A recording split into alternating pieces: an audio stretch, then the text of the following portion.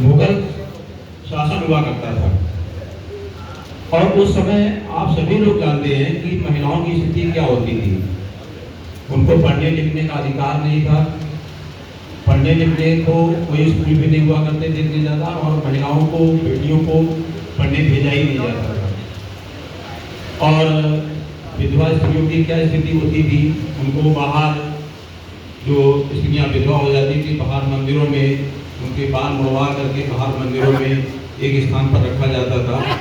इतनी खराब स्थिति थी।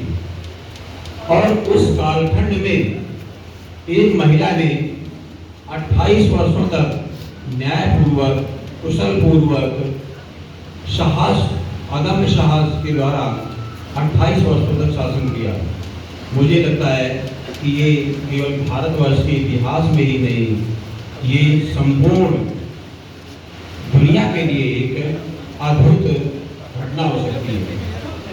ये पूरे संसार के लिए एक ऐसा कालखंड था कि ऐसी महिला, मुझे लगता है कि पूरे संसार में नहीं रही होगी कि जो इतने समय तक जो है, खासतौर से भारतवर्ष की बात है जहाँ पर इतनी खराब स्थिति थी, इतना। तो ये मैं कहना चाहता हूँ।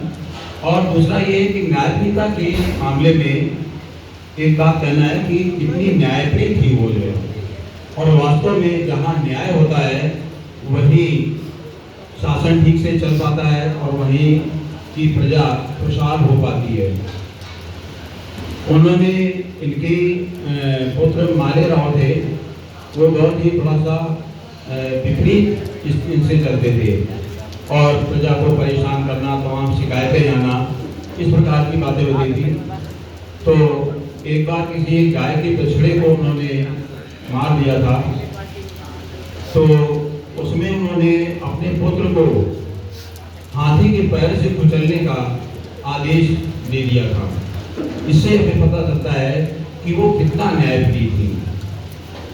और बाकी आप जानते हैं कि मुगल काल में भारतवर्ष में जितने प्रमुख मंदिर थे, प्रमुख शहरों के मंदिर थे, बड़े बड़े मंदिर थे, उनको किस तरह से तोड़ा गया, ये किसी से छुपा नहीं है, सारे लोग जानते हैं।